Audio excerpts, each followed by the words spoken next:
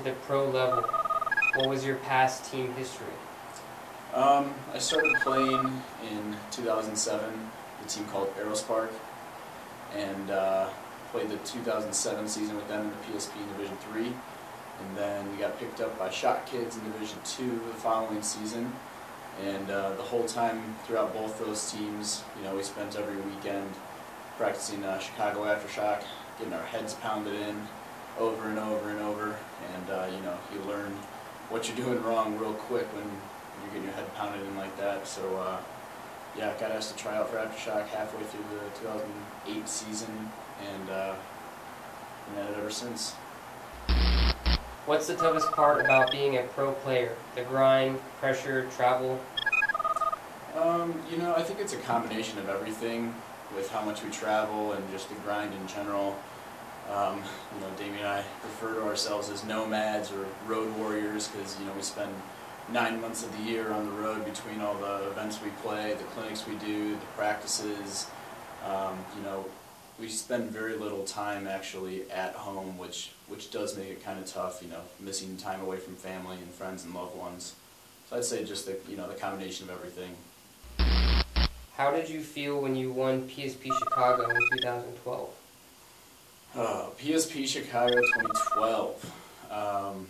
Ecstatic, amazing. I mean, the words can't even describe how I felt after that event.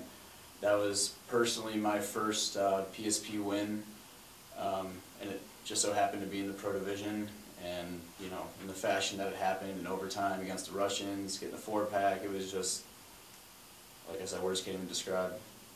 Since you have practiced with the new balls per second and coaching changes, how do you feel these changes are going to affect the game? I really like the new changes for the PSP. I think the BPS change won't really have that much of an effect, especially on some of the top tier teams in the PSP. Again, especially because a lot of them have, like ourselves, have played the Millennium, which is 10 balls a second over there, so that's not really much of a difference.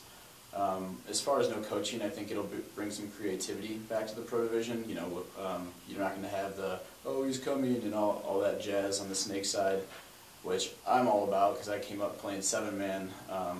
So it's always fun to be sneaky and get to bunker people in their heads without, having to trade out or something stupid like that. If Empire didn't make you shoot the Vanquish, would you still use it? Oh, absolutely. I've shot pretty much every platform there is to shoot, at least all the major ones, and the Vanquish is hands down, especially my Vanquish, my personal Vanquish is, I'd shoot that over everything. Or your autococker? For my autococker. It's really fun. What do you do to help stay in shape and on top of your game during the week? If you're going to consider yourself a professional at your trade, I think you got to act like that on and off the field. So we're in the gym every single day, and most of the time 2 times a day when we can, especially coming up towards tournament time. So yeah, it's, like I said before, it's a never-ending grind. Have you always been a certified badass? In short, yes. Just how big is Damien Ryan's ego?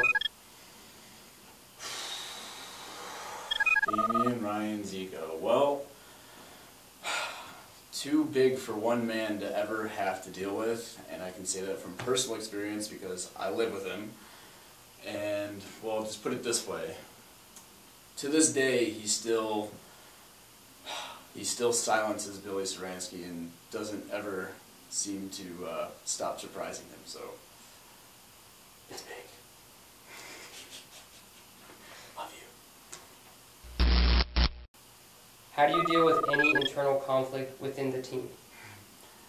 Internal conflict. Well, usually starts with shooting each other a lot. Then we usually call each other really stupid or dumb.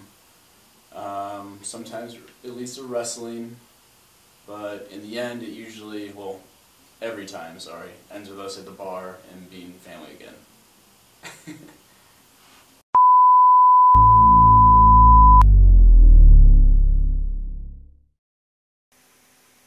I likes to read. I likes to read.